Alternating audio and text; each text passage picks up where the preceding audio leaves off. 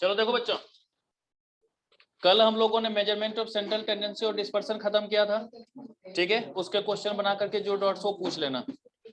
आज जो है हम लोग कोरिलेशन और रिग्रेशन को देखते हैं क्या क्या काम इसमें होता है। ओके, तो अगर हम लोग यहाँ पर कोरिलेशन और रिग्रेशन को देखें तो कोरिलेशन होगा क्या, तो कोरिलेशन का मतलब होता है बेटा सहसंबंध, आपसी रिलेशन, ठीक है।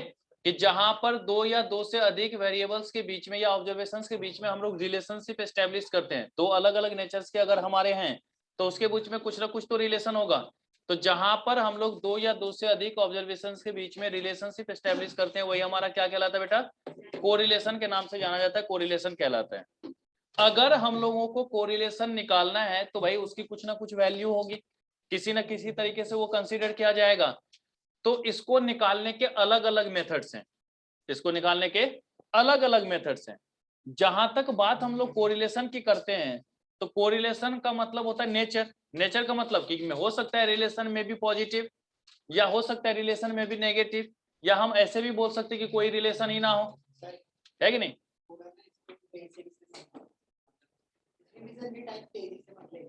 ओ बुर्बक में बेसिक से ही जाना, ठीक है। तो अगर मान लीजिए कि हम लोग यहाँ पर देखते हैं तो उसकी क्या होगी कि या तो रिलेशन पॉजिटिव होगा या तो रिलेशन नेगेटिव हो। किसी को नोट करने की जरूरत नहीं है, बस यही पीडीएफ भेजूंगा, एज इट इज इसको लिख लेना, ठीक है। इससे बाहर कोई भी कंसेप्ट इसमें नहीं होगा। ये जो दो मुश्किल से होगा 5 पेज के नोट्स हैं, 5 में आधा पेज हटा दो, बचते हैं 4.5 पेज। 4.5 पेज में पूरा कोरिलेशन और रिग्रेशन कंसेप्ट खत्म है, ठीक है। तो इसको लिखने की जरूरत नहीं, एज इट इज ऐसे, इसलिए मैंने ऐसे ही बना दिया ताकि एक जगह आपको समझ में आ जाए। तो देखिए, अगर हम लोग कोरिलेशन को देखें क्या बोले कि हो सकता है रिलेशन पॉजिटिव हो सकता है रिलेशन नेगेटिव हो, या हो सकता है किसी भी तरीके का कोई रिलेशन वहां पर एस्टेब्लिश ही ना हो सके। तो ये जहां पर हम लोग बात करेंगे वही हमारा क्या होगा बेटा, कोरिलेशन होगा, ठीक है। तो आपसी रिलेशन की बात करते हैं, आपसी संबंध की बात करते हैं, ठीक है। तो इसको निकालने का जो तरीका होता है वो 4 तरीके से निकाला जाता है। कोरिलेशन की जो वैल्यू होती है वो 4 तरीके से आपको कंसीडर करने की बात होती है। लेकिन जो सबसे पहला हमारा आता है वो पहला है हमारा बेटा स्कैटर डायग्राम मेथड। पहला हमारा कौन सा है, स्कैटर डायग्राम मेथड। और ये स्कैटर डायग्राम मेथड जो है इसके अनुसार सिर्फ और सिर्फ हम लोग कोरिलेशन को नेचर को जज करते हैं, हम लोग कोरिलेशन के नेचर को जज कर सकते हैं, उसकी एग्जैक्ट वैल्यू को हम लोग फाइंड आउट नहीं कर सकते। जैसे हमने बोला कि भाई बताओ वो तुम्हारा दोस्त है, हाँ जी दोस्त है, दैट मींस क्या दोनों में क्या होगा, पॉजिटिव रिलेशन। भाई वो तुम्हारा दोस्त है, अरे सर जी पक्का वाला दुश्मन है, तो मतलब क्या हुआ, नेगेटिव रिलेशन। अरे तुम उसको जानते हो, अरे सर जी हम नहीं जानते हैं, मतलब किसी भी तरीके का कोई रिलेशन नहीं है। तो मतलब नेचर बताएगा कि उस बीच में कैसा रिलेशन है। अब जैसे मैंने बोला कि भाई तुम्हारा दोस्त है, अरे सर आप दोस्त की बात कर रहे हो, जिगरी यार हैं हम लोग, है कि नहीं, एक दूसरे के लिए जान दे भी सकते हैं और एक दूसरे के लिए जान ले भी सकते हैं। तो हम क्या बोलेंगे कि लगभग मतलब बहुत ज्यादा गहरी है, दैट्स मींस अगर लगभग +1 की तरफ चला जाए या +1 हो जाए, तो जहां पर +1 या लगभग +1 की बात करते हैं वहां पर क्या होगा बेटा, प्योर पॉजिटिव रिलेशन। उसको क्या कहेंगे हम लोग, प्योर पॉजिटिव रिलेशन। जैसे आशिकी 2 का हम तेरे बिना जी नहीं सकते, तेरे बिना क्या वजूद मेरा, है कि नहीं, प्योर पॉजिटिव रिलेशन, है कि नहीं। कि अगर, है कि नहीं, जैसे तुम लोग ही एक दूसरे के लिए कसमें वादे खाते हो कि तुम्हारी जिंदगी से ही हमारी सांसें चल रही है, अगर तुम्हारी सांसें थम गई तो हम थम जाएंगे। तो क्या होगा, प्योर पॉजिटिव रिलेशन है भाई, है कि नहीं। क्या बात क्या बात क्या बात। तो ठीक है, वंस मोर सर। चल बुरबक वंस मोर, शायरी चल रही है जो वंस मोर। सर ये रिकॉर्डिंग जरूर भेज देना, ठीक है। तो जहां पर भी इस तरीके की बातें होंगी ना, जहां पर भी सुन लो, कोई भी मूवी देखते हो आप, जो एक्टर और एक्ट्रेस है, अर्थात आपके लैंग्वेज में हीरो हीरोइन है, दोनों में पॉजिटिव रिलेशनशिप होता है या नहीं होता है कि नहीं। 99% चांस में क्या होता है, पॉजिटिव रिलेशन। और 99% चांस में हीरो और हीरोइन के बाप में कौन सा रिलेशन होगा बेटा, नेगेटिव रिलेशन, है कि नहीं। तो देख लो कोरिलेशन मूवी में ही तो छुपा हुआ है कि एक में क्या होता है कि दोनों का मूवमेंट सेम है एक दूजे के लिए, तो वहां पे क्या होगा, पॉजिटिव।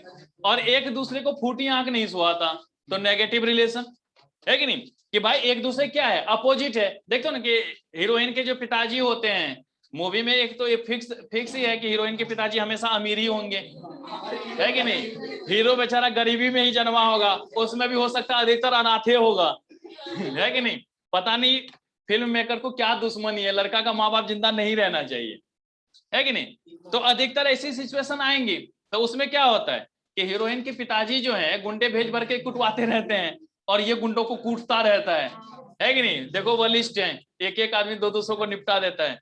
तो भैया जहां पर सिर्फ नेचर बता सकते हैं, अब जैसे उसने बोला ना, अब जैसे मान लो नीरज ने अपनी गर्लफ्रेंड को बोला कि हम तुम्हारे बिन नहीं जी सकते हैं, है कि नहीं। अब ऐसा थोड़ी ना है जो अगर नहीं मिलेगी तो मर जाएगा, नहीं ना भाई, ऑक्सीजन पाइपलाइन थोड़ी ना है, ये कोरोना के टाइम वाला ऑक्सीजन तो नहीं है भाई, पॉजिटिव है लेकिन प्योर पॉजिटिव नहीं ना है।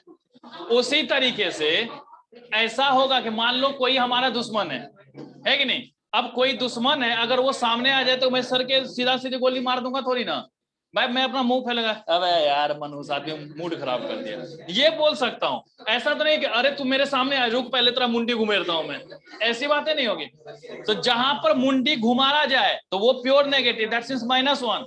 बेटा सुनना, अगर बात ही करना है ना, चले जा बाहर में, खाली है आराम से, या पार्क में बैठ जाना, जितनी बात करनी हो, जितना शोर मचाना, कोई रिस्ट्रिक्शन नहीं है, ठीक है ना। अब भाई मैं भी रिवीजन कराने आ रहा हूं तो मैं आप ही लोगों के रह रहा हूं, मुझे कोई जरूरत नहीं है, शोर मचाने से कोई फायदा तो नहीं। अब मान लो तुम 4 हल्ला कर रहे हो, डिस्टर्ब तो हम सभी हो रहे हैं, और सिर्फ यही नहीं हो रहे, अगर 20 बच्चा ऑनलाइन है तो 20 बच्चे वो भी डिस्टर्ब हो रहे हैं, तो थोड़ा सा इस चीज को ध्यान में रखो ना। अब ये क्या है, प्योर नेगेटिव रिलेशन, हम पढ़ाएंगे वो नहीं पढ़ेंगे, हम नहीं पढ़ाएंगे तो सर जी पढ़ा दो ना।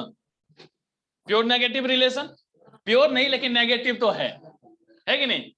तो अगर कहीं पर सिर्फ और सिर्फ हम लोग नेचर को जज कर सकें, सिर्फ और सिर्फ क्या करेंगे बेटा, अगर नेचर को जज कर सके तो वो हमारा कौन सा होगा बेटा, स्कैटर डायग्राम। तो देखिए इसमें सबसे पहला यही ना लिखा है, नेचर ऑफ कोरिलेशन। क्या फाइंड आउट करेंगे बेटा हम लोग, नेचर ऑफ कोरिलेशन की कौन सा है, वो चीजें हमें यहां पर पता होगी।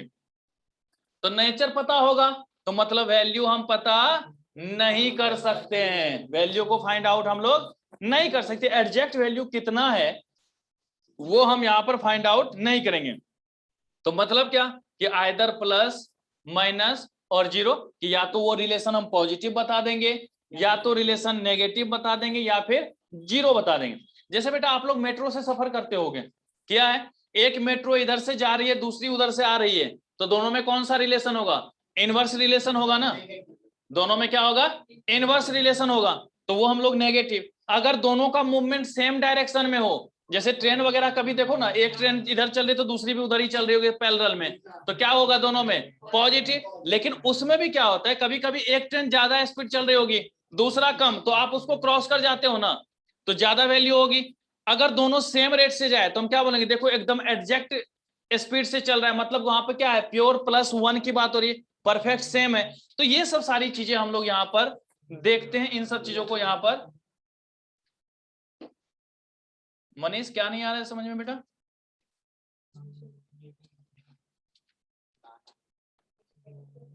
मनीष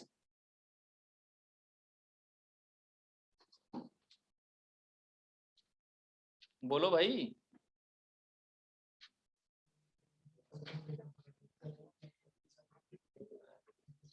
ठीक है, तो अगर स्कैटर डायग्राम की बात करें, अगर हम लोग स्कैटर डायग्राम की बात करें, अगर स्कैटर डायग्राम की बात करें तो स्कैटर डायग्राम में क्या होगा कि सिर्फ और सिर्फ हम लोग कोरिलेशन के नेचर को बताएंगे, उसकी एग्जैक्ट वैल्यू को हम लोग नहीं बता सकते हैं। सर आपकी वीडियो अटक रही है। मेरी अटक रही है, मैं तो सही चल रहा हूँ, आ जाएगी, हो सकता है नेटवर्क इशू हो बेटा।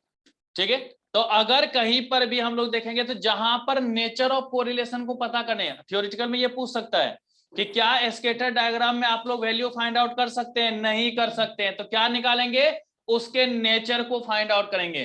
तो वही है कि 4 मेथड से हमारा कोरिलेशन होगा, और 4 जो मेथड है उसमें सबसे पहला कौन सा, स्कैटर डायग्राम। और स्कैटर डायग्राम हम लोग किस चीज को फाइंड आउट करेंगे बेटा, नेचर को। नेचर। उसके किस चीज को फाइंड आउट करेंगे हम लोग, नेचर को फाइंड आउट करेंगे, नेचर को हम लोग देखेंगे। तो पहला यही रखना है, एग्जैक्ट वैल्यू हम लोग नहीं होती, इसीलिए हमने बताया कि हम यहाँ ये बता सकते हैं कि पॉजिटिव रिलेशन है, हम ये बता सकते हैं कि हम नेगेटिव रिलेशन है, और हम ये बता सकते हैं कि इसमें कोई रिलेशन नहीं है, पर कितना है वो हम कभी भी नहीं बता पाएंगे क्योंकि यहाँ पर वैल्यू को कंसीडर नहीं करेगा। अब इसको ग्राफ के माध्यम से कैसे समझते हैं, तो देखो बेटा यहां पर ये हमारी एक्स और वाई एक्सिस हो गया ना बेटा, हमने एक्सिस ले लिया, ये एक हमने कर्व लिया स्लोपिंग अपवर्ड है स्ट्रेट लाइन। अब इस केस में क्या हो रहा है, देखो जितना एक्स बढ़ेगा उतना वाई भी बढ़ेगा, ये नहीं बढ़ेगा, दोनों सेम रेट से। अगर स्ट्रेट लाइन स्लोपिंग अपवर्ड हो तो वहां पर जो हमारा होता है कोरिलेशन की वैल्यू +1 हो जाएगा। गौर देखना, स्लोपिंग अपवर्ड हो और स्ट्रेट लाइन हो, मतलब जितना एक्स में चेंज हो रहा है उतना ही अगर वाई में चेंज हो रहा होगा, तो दोनों में कौन सा रिलेशन बेटा, +1 का पॉजिटिव, और वो भी कौन सा, प्योर पॉजिटिव। ठीक है, प्योर पॉजिटिव, लेकिन अपवर्ड है लेकिन स्ट्रेट लाइन में नहीं है। देखो ना, अपवर्ड है लेकिन स्ट्रेट लाइन में नहीं है, तो हम ये बोल देंगे सर जी पॉजिटिव है, ये हमारा क्या है बेटा, पॉजिटिव है, पर कितना है वो नहीं पता। तो क्या हुआ बेटा, अगर मान लीजिए ये स्लोपिंग डाउनवर्ड हो जाए, स्ट्रेट लाइन है ना, तो क्या हो जाएगा बेटा, आर की वैल्यू -1। अगर स्लोपिंग अपवर्ड है स्टार्टिंग से स्ट्रेट बता लाइन, दे क्या हुआ बेटा, स्टार्टिंग से ही तो तो बता रहा हूं। स्टार्टिंग। अच्छा अच्छा ठीक है। ठीक है, अगर आर जो है, अगर मान लीजिए क्या है, स्ट्रेट लाइन स्लोपिंग अपवर्ड है, स्लोपिंग अपवर्ड हो और स्ट्रेट लाइन हो, तो क्या होगा, आर की वैल्यू +1। अगर अपवर्ड है पर स्ट्रेट लाइन में नहीं हो तो वो क्या होगा बेटा, पॉजिटिव होगा। डाउनवर्ड है और वो स्ट्रेट लाइन है तो -1। डाउनवर्ड है पर स्ट्रेट लाइन ना हो तो क्या होगा, नेगेटिव। और अगर बेटा जलेबी बाई हो जाए, कुछ रिलेशन पता चल रहा है, सर्कल में ऐसे ऐसे घुमा हुआ है, कोई रिलेशन इंक्रीज हो रहा है, डिक्रीज हो रहा है, क्या हो रहा है, कुछ पता चल रहा है नहीं, तो यहां पर आर की वैल्यू भी कितनी हो जाएगी, 0। आर की वैल्यू क्या हो जाएगी बेटा, 0। अगर मान लीजिए एक्स देखो यहां पर कंटिन्यूसली बढ़ रहा है, एक्स क्या होगा, बढ़ रहा है, वाई पहले इंक्रीज हुआ और फिर उसी प्रोपोर्शन में क्या हो जाए, डिक्रीज हो जाए, तब भी आर की वैल्यू हमेशा 0 होगी। या पहले डिक्रीज हो फिर इंक्रीज कर जाए तब भी वैल्यू कितनी होगी बेटा, 0 होगी। ओके, जैसे आपके बुक में सेट बी का क्वेश्चन नंबर 15 दे रखा होगा, correlation set B question number 15, जल्दी से निकालो।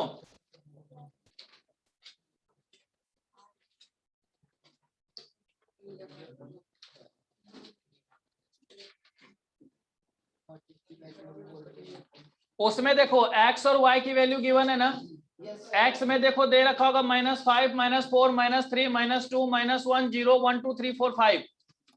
वाई की जो वैल्यू है वो दे रखा है 27 18, फिर उसके बाद 11, फिर उसके बाद 6, फिर उसके बाद 3, फिर उसके बाद 2।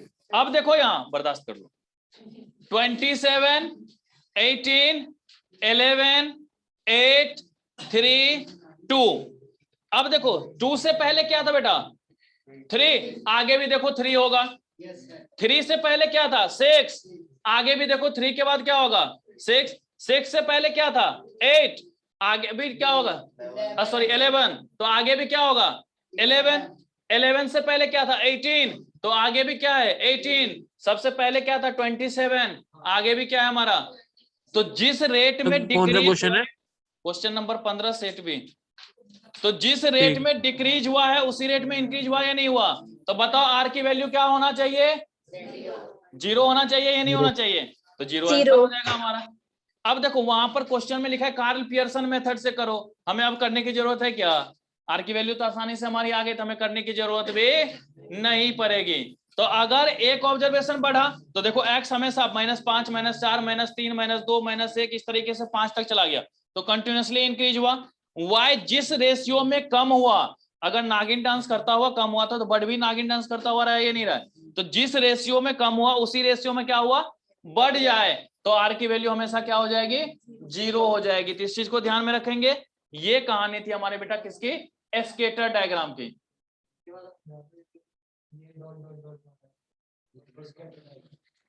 ये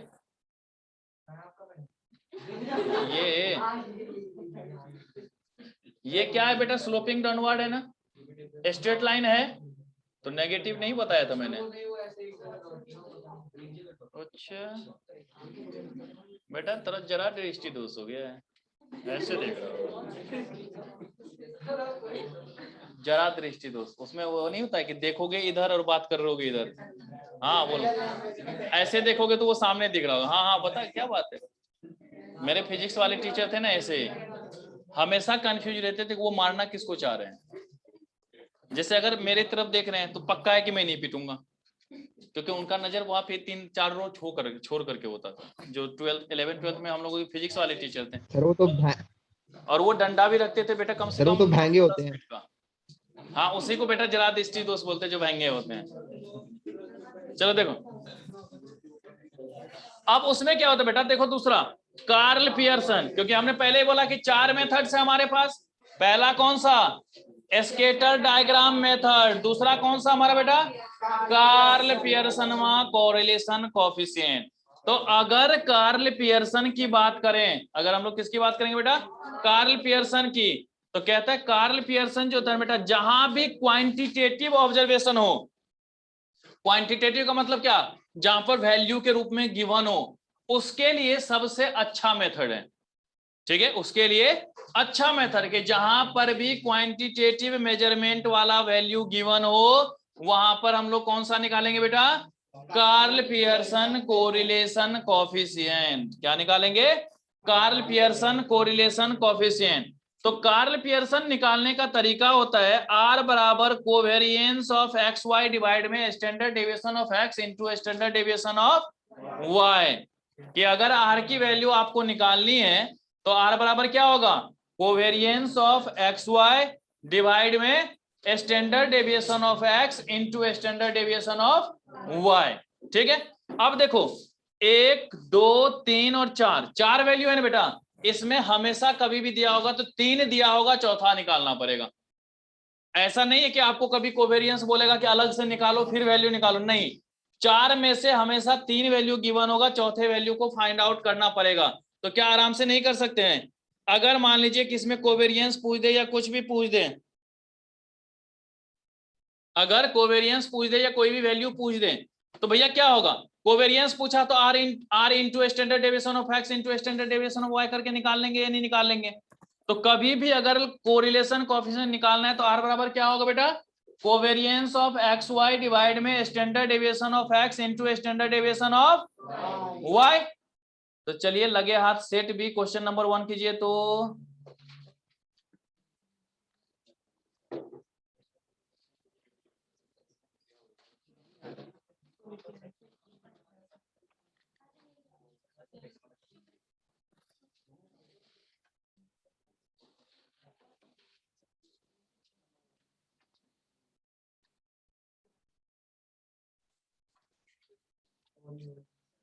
तुम्हारा बुक, हाँ तो क्या हो गया, ना है चेंज, नए वाले में गलत ही दे रखा है, पुराना ही सही है। और बता,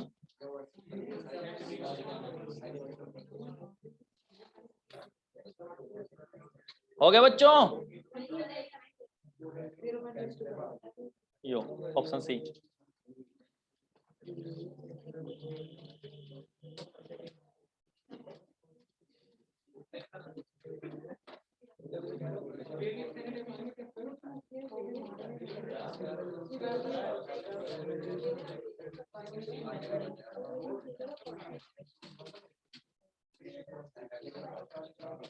सही है गौतम,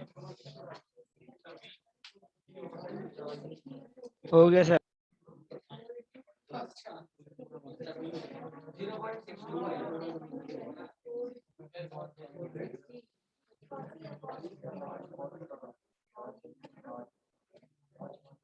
बेटा ऑप्शन बी सी मत बोल, कितना आ रहा है वैल्यू, 0.625 आ रहा होगा।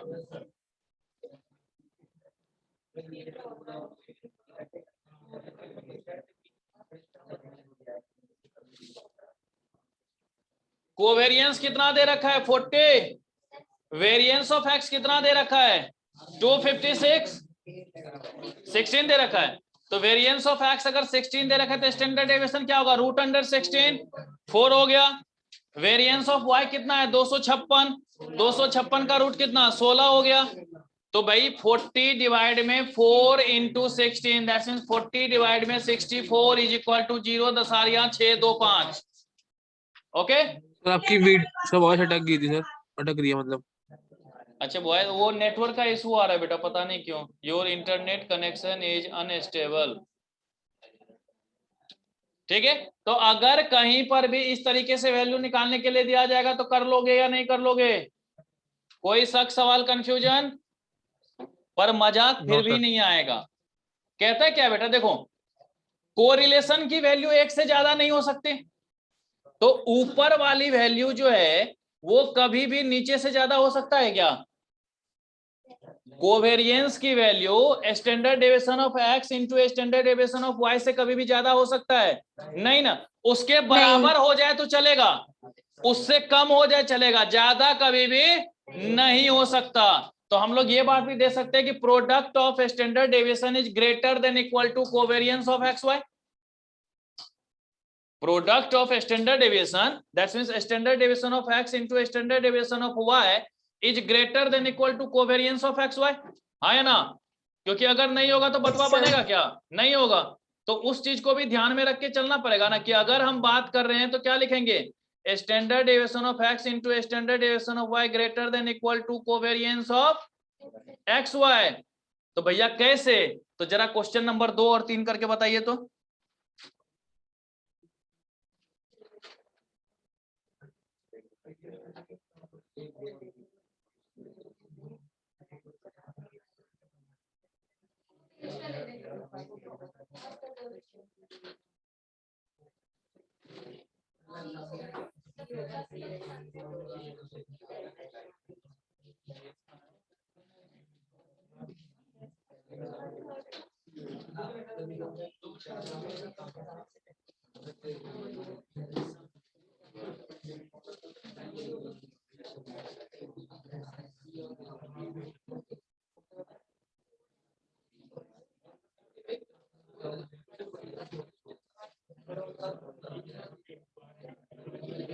एक वो सर फिर से समझाना सर, ये वाला जो समझाया आपने अभी।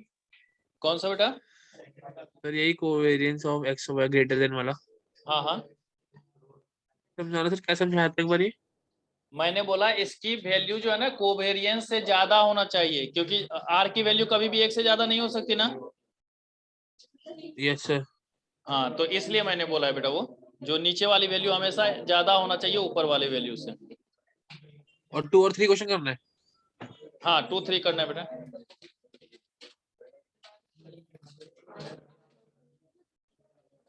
सही है दीक्षिता? सर दूसरे का तो बी है। बी वैल्यू बता बेटा क्या है? More than 15। ठीक है। और तीसरे का तो ए है। More than 100।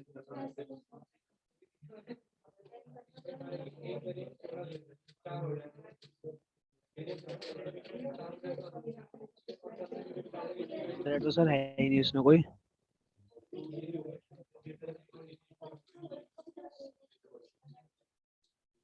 क्या क्या है ऑप्शन में?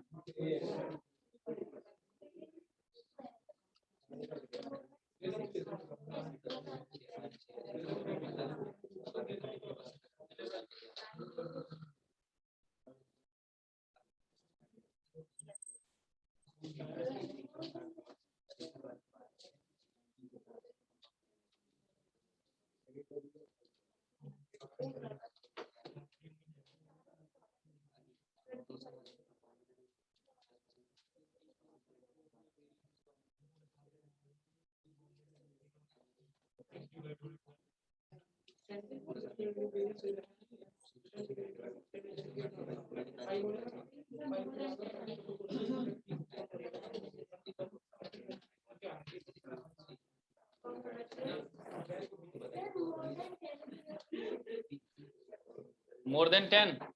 तुम्हारे उधर वैल्यू कितनी आई बेटा? 25 अपोजिट साइड। तो 10 से लेकर के 24.99 तक 25 से छोटा है या ज्यादा है? तो 20 है, तो 20 से तो कम ही है ना। 11 12 13 14 19.99।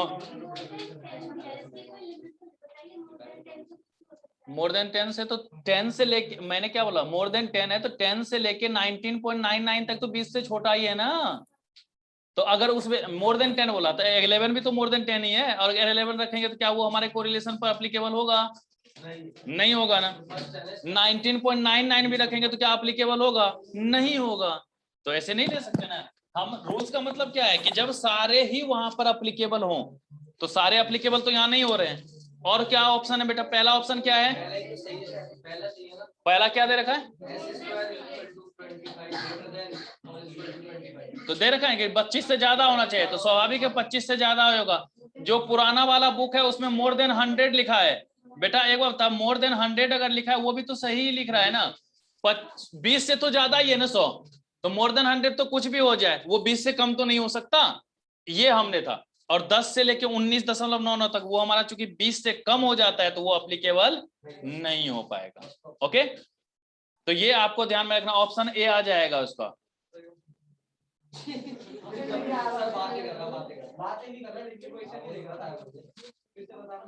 कि किसकी याद में खोया हुआ था? अच्छा, फोटो तो तूने बहुत पहले खींच लिया था।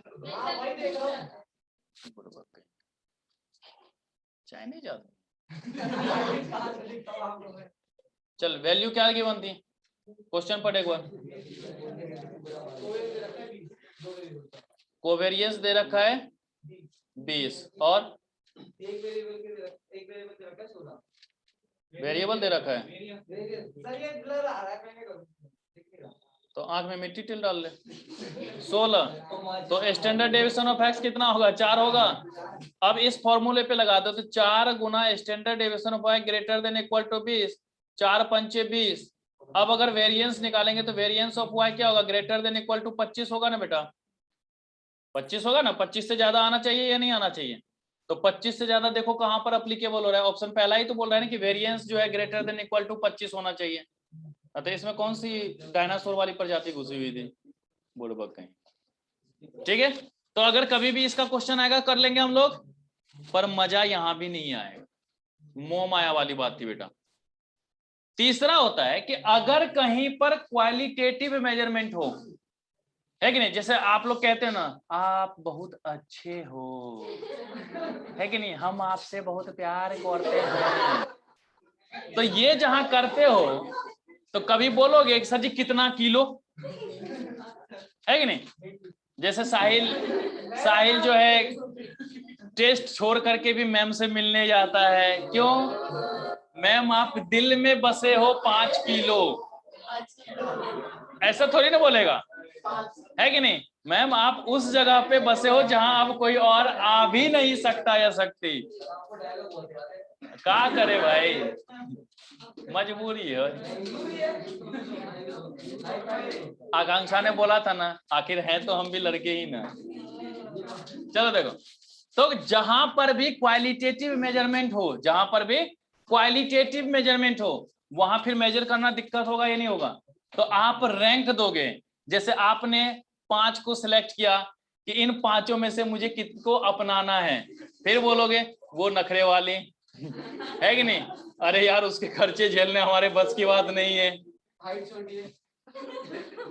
नहीं तेरे तो सही थी, है कि नहीं? अब चलो उसने बोल दिया हाइट छोटी है कि नहीं? उत्तरी इतनी मोटी अगर गलती से बैठ के दे पे तो मर ही जाएंगे। हाँ ये प्रेफरेंस सबसे अच्छा है। तो भैया आप क्या कर रहे हो? रैंक दे रहे हो ना कि पहले पोजीशन पे ये होना चाहिए, अगर ये नहीं मिली तो वो सही, वो नहीं मिली तो वो सही।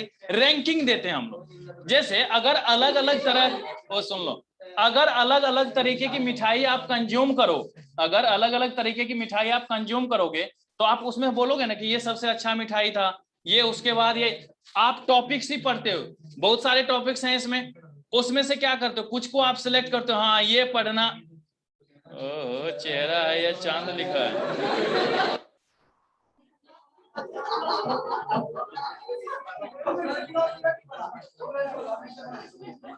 गौतम बेटा याद रखना, तेरा ही दोस्त तेरी बीबी को लेके फिर भागेगा ऐसी अगर हरकतें रहेगा तो। ठीक है, दिनेश कार्तिक और मुरली विजय होने में ज्यादा टाइम नहीं लगेगा फिर किसी को। पूर्वक कहीं का चांद लिखा है। और बेटा याद रखना आज चंद्र ग्रहण भी है, कहीं तेरे चांद पे भी ग्रहण ना लग जाए। कोई और ले जाएगा तो ग्रहण ही ना लगा। चलो देखो, तो कहीं पर भी अगर इस तरीके का जहां पर कि हम उसको वैल्यू में मेजर नहीं कर सकते, आप 5 चैप्टर या 10 चैप्टर मतलब 19 चैप्टर अगर आपके पास हैं, आपको लगता है ना कि ये चैप्टर अगर कहीं से भी क्वेश्चन आएगा तो हम कर सकते हैं, हमें अच्छे से समझ में, तो उस तरीके से आपने क्या करा, रैंक दे रखा है कि नहीं। जैसे नॉन मैथ्स वाले जिस दिन से डिफरेंशिएशन शुरू किया था उस दिन से आना ही छोड़ दिया, बस बहुत हुआ, है कि नहीं, बहुत हुआ इनका सम्मान, है कि नहीं। तो भैया वो नहीं कर पाएंगे, अब छोड़ दिया उन्होंने। तो उसी तरीके से यहां पर भी कि हम रैंक देते हैं कि हमारे लिए प्रेफरेंस कौन सा है, हमारे लिए प्रेफरेंस कौन सा है, तो रैंकिंग हम लोग दे देंगे। तो अगर दो तरीके का ऑब्जर्वेशन है एक्स और वाई, तो एक्स वाले को भी रैंक देंगे, वाई वाले को भी क्या करेंगे हम लोग, रैंक देंगे, एक्स को भी रैंक देंगे और वाई को भी रैंक देंगे। फिर उस रैंक का निकालना पड़ेगा डिफरेंस। ठीक है, कि जैसे अगर बेटा मान लो कि ये हमने यहां पर एक्स लिया, ये हमने यहां पर वाई लिया, अब इसकी वैल्यू 3 5 2 4 है, इधर 5 3 1 4 है, इस तरीके से ले लिया। तो अगर रैंक ऑफ एक्स दिया जाएगा तो सबसे बड़कू कौन सा बेटा, 5 5 के सामने 1 लिख देंगे, उसके बाद 4 है तो यहाँ 2 लिख देंगे, 3 के सामने 3 लिख देंगे, 2 के सामने 4 लिख देंगे। उसी तरीके से रैंक वाई भी दिया जाएगा या नहीं दिया जाएगा, वाई में सबसे बड़कू ऊपर में है ना 1, फिर यहाँ पर 2, फिर यहाँ पर 3, फिर यहाँ पर 4, आगे बेटा इस तरीके से। अब यहाँ पर निकालते हैं डी, डी का मतलब हो गया rank of X minus rank of Y. 3 में से 1 गया, 1 में से 3, 4 में से 4, 2 में से 2। अब यहां से निकालते हैं डी स्क्वायर, तो डी स्क्वायर कितना, 4 + 4 8 आ जाएगा, ये नहीं आ जाएगा बेटा। तो ये जो डी स्क्वायर निकला, तो ये सिग्मा डी स्क्वायर है ना, इसको कहते हैं sum of square of deviation of rank, sum of square of deviation of rank, की जो भी हमारा दोनों ऑब्जर्वेशन दे रखा है उसके रैंक का डेविएशन का स्क्वायर। ठीक है, उसके रैंक के डेविएशन का स्क्वायर कितना है, उस चीज को हमें यहां पर निकालना पड़ता है। ठीक है, तो उसी बेसिस पे हमारा फॉर्मूला होता है 1 - 6 सिग्मा डी स्क्वायर डिवाइड में एन क्यू माइनस एन। क्या लिखा है बेटा यहाँ पर, 1 - 6 सिग्मा डी स्क्वायर डिवाइड में एन क्यू माइनस एन। ये एन क्यू माइनस एन बेटा सिर्फ डी स्क्वायर वाले के रूप में है, 1 के साथ नीचे में नहीं है, 1 अलग है, 1 टोटल वैल्यू होती है, उसमें से ये डेविएशन वाले को अंतर करते हैं, तो जो वैल्यू आएगी वही हमें यहां पर देखना होता है। ओके, तो देखो डी स्क्वायर का वैल्यू हमने लिखा है ना, sigma of R X minus R Y का होल स्क्वायर, लिखा है या नहीं लिखा है। तो जो हमारे पास होगा उसी को हम लोग यहाँ लिखेंगे, क्या, sum of square of deviation of rank, लिखा हुआ है ना, sum of square of deviation of rank. तो इस बेसिस पे हमारा क्या होगा बेटा, रैंक कोरिलेशन फाइंड आउट होगा। इस बेसिस पे क्या होगा हमारा, रैंक कोरिलेशन फाइंड आउट होगा। कैसे, तो निकालिए question number 10, set B question number 10।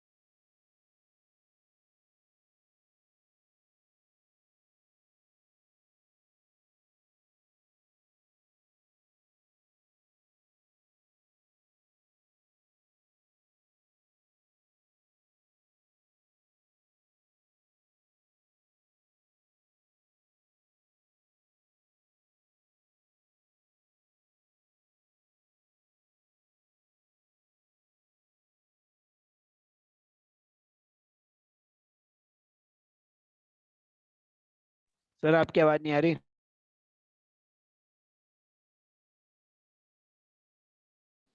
बड़े होंगे अपने घर में, मेरे पास नहीं।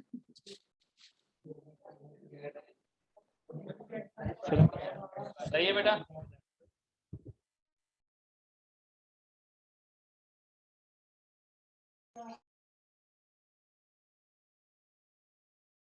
मेहल ऑनलाइन हो बेटा? Yes sir. आपने कुछ मैसेज किया था और डिलीट कर दिया? सर भाई क्लास का पूछना था, स्टार्ट नहीं हो रही थी ओके तो ओके, हो गई तो डिलीट मार दिया। ठीक है ठीक है।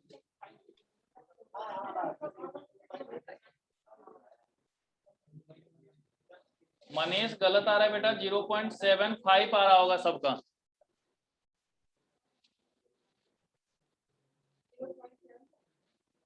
क्वेश्चन क्या है, जल्दी बोलना जरा एक बार।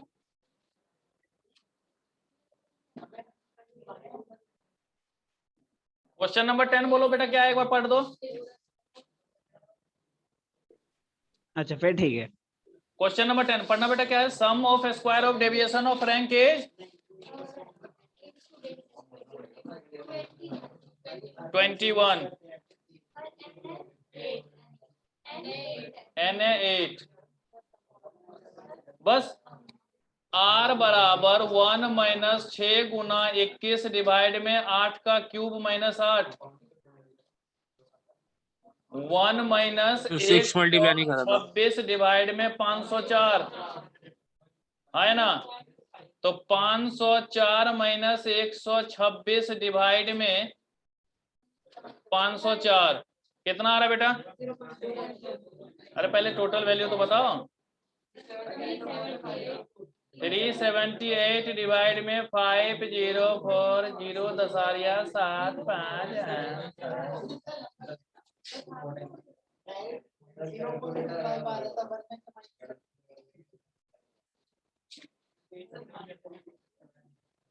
बच्चे कैसे हुआ, क्यों हुआ? ठीक है बेटा, पर मजा तो यहाँ भी नहीं आया Yes, होगा आप sir. लोगों को। तो अगर अब इसका भी आएगा क्वेश्चन तो कर लोगे। अब आता है बेटा concurrent Yes, sir. Deviation method. अब ये जो कनकरेंट डेविएशन की बात करते बेटा, इसमें क्या होता है, इंक्रीज और डिक्रीज को फॉलो करना है। जैसे अभी हमने रैंक दिया बेटा, 3 से 5 पर गए, इंक्रीज होगा ना, तो उसके सामने लिख देंगे प्लस। 5 से 2 पे गए, क्या आ गया? माइनस। 2 से 4 पे गए, क्या हो गया? प्लस। 5 से 3 पर गए, क्या हो जाएगा? 3 से 1 पर गए, क्या हो जाएगा? माइनस। 1 से 4 पे गए, क्या हो जाएगा? तो ये जो हमने निकाला है इसको कहते हैं कनकरेंट ऑफ एक्स, और ये निकलेगा हमारा कनकरेंट ऑफ। अब इन्हीं दोनों को मल्टीपल करके चलना है, that's means concurrent of x into concurrent of Y. क्या हो जाएगा बेटा? Concurrent of x into concurrent of Y. अब देखो, plus minus, minus minus, minus plus plus plus, 2 plus. Plus sign 1 बेटा। ये जो 2 प्लस साइन 1 है, इसी को हम लोग कहते हैं कनकरेंट डेविएशन। इसको क्या कहेंगे हम लोग? Concurrent deviation. की जो भी प्रोडक्ट कॉलम है उसमें कितने पॉजिटिव साइन है, उसी को क्या बोला जाएगा बेटा? हमें number of concurrent, number of concurrent deviation. तो देखिए हमने क्या लिखा यहाँ पर, नंबर ऑफ कनकरेंट डेविएशन को किससे डिनोट करते बेटा? सी से। That's means number of positive sign in product column किसका? तो cx इंटू सी वाई लिख दिया या नहीं लिख दिया हमने? cx इंटू सी वाई, कि जो प्रोडक्ट कॉलम आया उसमें कितने हमारे हैं, जो भी वैल्यू हमारे जितने भी पॉजिटिव साइन है वो हमारा क्या कहलाएगा? कनकरेंट डेविएशन के नाम से जाना जाएगा। तो अब इसकी वैल्यू जो निकलती है वो r बराबर होता है plus minus root under plus minus 2c minus m by m। Sir ji c तो समझ में आ गया, अभी m का है, तो m का मतलब होता है बेटा नंबर ऑफ पेयर्स ऑब्जर्व्ड। जैसे यहां पर कितनी जोड़ी है कि नहीं? साहिल और साहिली एक जोड़ी हुआ ना, है कि नहीं? नीरज और नीरजा 2 जोड़ी, है कि नहीं? हिमांशु और हिमांशुई 2 जो, 1 जोड़ी ये भी। तो भाई 3 कपल हुए ना, तो 3 जोड़ी। उसी तरीके से यहाँ भी कि देखो 3 और 5 क्या हो गया? हाँ, राकेश और राकेशी, ठीक है। नहीं हम काहे राखी बांध ले भाई, ना बांध। तो देखो 3 और 5 क्या हुआ? एक पेयर।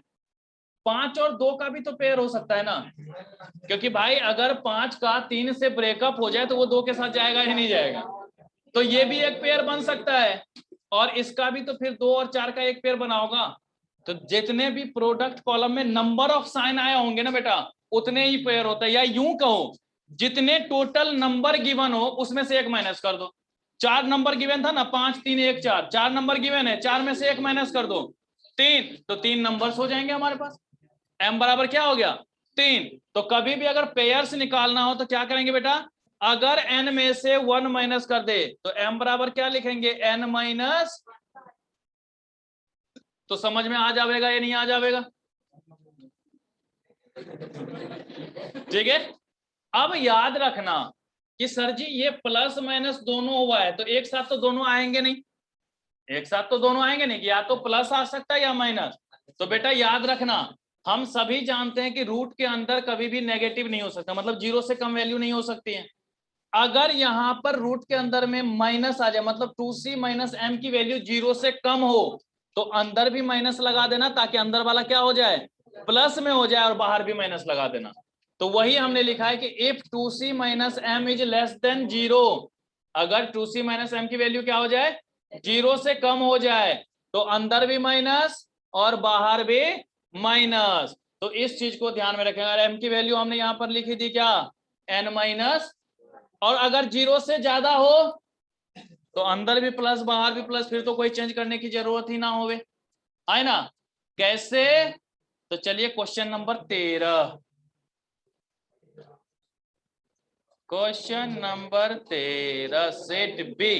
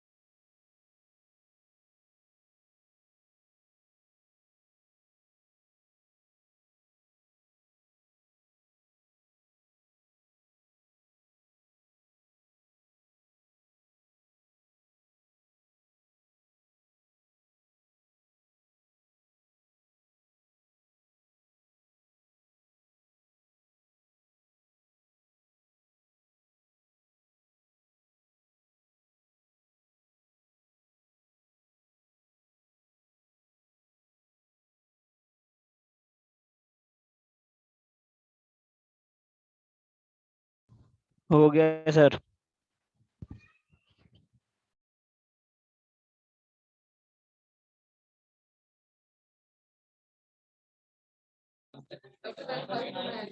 हो गया बेटा, कर लिया question number 13। Yes sir. Question जरा पढ़ना, क्या लिखा हुआ है, पहला लाइन ही पढ़ो, मैं वहां पे समझाना चाहता हूं कुछ। 10 पेयर ऑफ ऑब्जर्वेशन बोला ना, तो यहां पर ये नहीं कि m दे रखा है, जब तक पेयर्स ऑब्जर्व्ड नहीं लिखा होगा वो हमेशा n दिया हुआ है। तो n बराबर 10, तो m बराबर कितना 9 लेकर के बनाना, आ जाएगा आंसर वह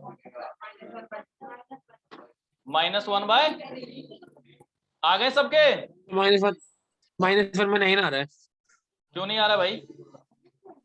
सर हाँ बोलो, क्या सर दे रखा मैंने है तो 10 क्वेश्चन लेके में? करा तब आया मेरा आंसर। चलो n बराबर 10 दे रखा है, तो m बराबर क्या होगा, 10 - 1 is equal to 9। Number of concurrent deviation कितना दे रखा है बेटा? 4 4 हो गया। Yes sir. अब r बराबर root under 2c minus m/m होगा, तो क्या हो यस गया सर। बेटा 2 × 4 - 9 -9 / 9 रूट क्या हो गया -1/9 का रूट ना बेटा। अब माइनस को यस सर, यही है। प्लस करना है, तो यहाँ भी माइनस आ गया या नहीं आ गया? क्योंकि बोला था ना अगर यस 0 से कम है तो क्या करेंगे, अंदर भी माइनस और बाहर भी माइनस। तो 1/9 का क्या होता है बेटा 1/3, और माइनस तो लगाइए, तो -1/3 नहीं आ गया, बताना जरा। ओके मोहित, यस सर, ठीक है। तो ये तो थी हमारी कंकरेंट डेविएशन की कहानी, मेरी जुबानी। अब तनिक जहां पर मेन फंसते हैं वो होता है बेटा प्रॉपर्टीज। वाह सर हाँ बेटा बोलो। सर इसमें पेयर तो 10 दे रखे हैं ना, 9 क्यों नहीं फिर? सर आवाज बहुत ब्रेक हो रही है। वहां 10 कहाँ दे रखा है बेटा, n जरा पढ़ना, लाइन पढ़ो क्या लिखा हुआ है। 10 पेयर ऑफ ऑब्जर्वेशन लिखा है ना। 10 पेयर ऑफ ऑब्जर्वेशन लिखा है ना हमने। एम के लिए क्या बोला था? Number of pairs observed. Observation का मतलब होता है नंबर्स बेटा, वो 10 नंबर दे रखे हैं तुम्हें। जब तक ऑब्जर्व्ड शब्द नहीं लिखा रहेगा ना वो हमेशा एन कहलाएगा। ठीक है, ठीक है सर। ओके। अब देखिए कहता है correlation coefficient is not affected by change of origin. अच्छी बात है, प्लस माइनस का कोई प्रभाव नहीं। एंड चेंज ऑफ स्केल, ले भाई साहब, ना प्लस माइनस का इफेक्ट, ना मल्टीपल और डिवाइड। लेकिन रुको, सबर करो। But affected by opposite sign of scale. मतलब क्या हुआ? अपोजिट साइन, अगर एक को हम 2 से मल्टीपल कर दें और एक को -3 से मल्टीपल कर दें, साइन अलग अलग हो गया कि नहीं? एक को पॉजिटिव वाले से मल्टीपल किया, एक को हमने किससे मल्टीपल किया? नेगेटिव वाले से। तो अगर मल्टीपल या डिवीजन में साइन अलग होगा ना, आंसर वही रहना है जो पहले था, सिर्फ उसका आंसर का क्या होगा बेटा? साइन बदल जाएगा। तो इसी पर हमने कुछ केस लिखे हैं जिस बेसिस पे मैं आपको समझाऊंगा, फिर आपके बुक के 2 क्वेश्चन ठोक देंगे उस पर। ओके, देखो x की वैल्यू दे रखा है 2 4 5 6 3, y की वैल्यू है 5 2 4 8 3। इस बेसिस पे हमने लिया कि मान लो कोरिलेशन कोएफिशिएंट हमारा कितना है? 0.64। ये आपका क्वेश्चन हमेशा गिवन होगा। ठीक है, तो x की वैल्यू गिवन, y की वैल्यू गिवन, इस बेसिस पे क्या दे रखा है आपको? Correlation coefficient. क्या दे रखा है आपको? Correlation coefficient. अब जरा इस केस पर आइए। अगर x में कोई भी बदलाव करेंगे उसको अब हमेशा u से लिखेंगे, और y में अगर कोई भी बदलाव करेंगे तो उसको v से लिखेंगे। x में अगर कोई भी बदलाव होगा तो किससे लिखेंगे बेटा? u से लिखेंगे। और y में अगर कोई भी बदलाव होगा तो उसको किससे लिखेंगे बेटा? v से लिखेंगे। हमने लिखा यहां पर x -4। अगर x -4 किया है तो सब में से 4 माइनस कर देना, तो क्या हो गया? -2 0 1 2 -1। y में से हमने 3 माइनस कर दिया तो क्या हो गया? 2 -1 1 5 0। बेटा देखो दोनों में क्या हुआ है? चेंज ऑफ ओरिजिन ना। दोनों में क्या हुआ है? Change of origin. जो आंसर पहले था वही आंसर अभी भी रहेगा, कोई बदलाव नहीं होगा, क्योंकि हमने पहले ही क्या बोला है? चेंज ऑफ ओरिजिन का कोई प्रभाव नहीं पड़ता। तो आंसर में कोई बदलाव होगा? नहीं होगा। तो पहली कहानी तो ये है। दूसरा केस, हमने एक में +2 कर दिया और एक में -2 कर दिया। चेंज ऑफ ओरिजिन है ना बेटा? आंसर में कोई बदलाव होगा? नहीं होगा। क्यों? क्योंकि चेंज ऑफ ओरिजिन है। क्या है ये? Change of origin. और चेंज ऑफ ओरिजिन का कोई भी प्रभाव होता ही नहीं है। इसमें माइनस और इसमें प्लस, क्या कोई इफेक्ट होगा? नहीं होगा। क्यों? क्योंकि क्या है ये? हमारा चेंज ऑफ ओरिजिन है। देख रहे हो, दोनों में माइनस हुआ तब भी कोई प्रभाव नहीं, पहले में प्लस हुआ दूसरे में माइनस हुआ तब भी कोई प्रभाव नहीं, पहले में माइनस हुआ दूसरे में प्लस हुआ तब भी कोई प्रभाव नहीं। अब जरा आइए यहां पर, क्या लिखा है हमने बेटा? यहां पर 2x। क्या लिखा है यहां पर? मतलब एक को 2 से मल्टीपल कर दिया, एक को 3 से। दोनों का साइन सेम है या नहीं है बेटा? दोनों में पॉजिटिव लगा हुआ है ना, +2 +3, तो पॉजिटिव साइन है ना। क्या आंसर चेंज होगा? नहीं होगा, क्योंकि चेंज ऑफ स्केल का भी कोई इफेक्ट नहीं पड़ता। यहां पर लगा दिया -2, यहां पर लगा दिया -3, तब भी तो साइन सेम ही है ना बेटा। एक में माइनस है तो दूसरे में भी क्या लगा हुआ है? माइनस ही लगा हुआ है ना, सेम साइन हुआ। तो क्या आंसर पे कोई इफेक्ट नहीं होगा? कोई इफेक्ट ऑप्शन पे कोई इफेक्ट होगा? नहीं होगा। जो पहले था वही अभी भी रहेगा। अब लेकिन आइए केस 6 पे। केस 6 हमारा क्या कहता है? देखो यहां पर हमने क्या किससे मल्टीपल, और यहां पर किससे? अपोजिट साइन हो गया या नहीं हो गया बेटा? 3y। तो देखो 0.64 तो था, साइन बदल गया या नहीं बदल गया बेटा? हमेशा किस में आ रहा था? पॉजिटिव में आ रहा था ना। अब किस में आ जाएगा वो? तो अगर स्केल का अपोजिट साइन होगा तो आंसर का भी साइन बदल जाएगा या नहीं बदल जाएगा? यहां देखो, पहले वाले को प्लस वाले से मल्टीपल किया, दूसरे वाले को माइनस वाले से मल्टीपल किया, अपोजिट साइन हुआ या नहीं हुआ? अगर अपोजिट साइन हुआ तो साइन चेंज हो जाएगा या नहीं हो जाएगा बेटा? तो देखो माइनस आ गया या नहीं आ गया, ठीक है। तो याद रखना, ना प्लस का इफेक्ट, ना माइनस का, ना मल्टीपल का, ना डिवाइड का, that means change of origin और चेंज ऑफ स्केल का कोई प्रभाव नहीं पड़ेगा। बट अगर स्केल में अपोजिट साइन हुआ हो, अगर स्केल में क्या हो बेटा, अपोजिट साइन हुआ होगा, तो आंसर का भी साइन क्या होगा, बदल जाएगा, मौसम की तरह अपोजिट हो जाएगा, है कि नहीं?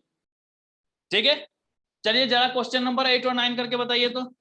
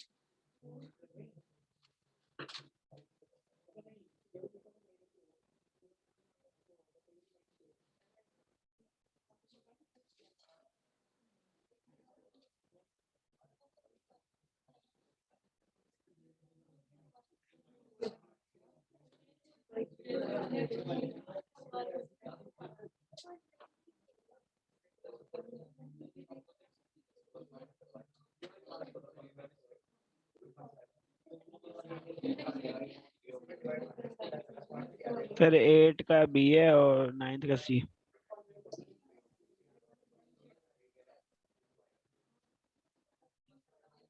आठ वाले में आंसर में बदलाव होगा तो आंसर 0.93 आ जाएगा, क्योंकि देखो ना प्लस माइनस की बात हो रही है ना, चेंज ऑफ ओरिजिन की बात हो रही है, तो कोई इफेक्ट तो नहीं होगा। सेकेंड वाले में देखो, एक को 5 से मल्टीपल किया गया और एक को -6 से मल्टीपल किया गया है, तो एक में प्लस वाला इफेक्ट, एक में माइनस वाला इफेक्ट, तो क्या होगा, साइन भी बदल जाएगा या नहीं बदल जाएगा? तो क्या हो जाएगा बेटा, -0.93। तो समझ में आ रहा है ना बेटा, कोरिलेशन Yes, मास। sir.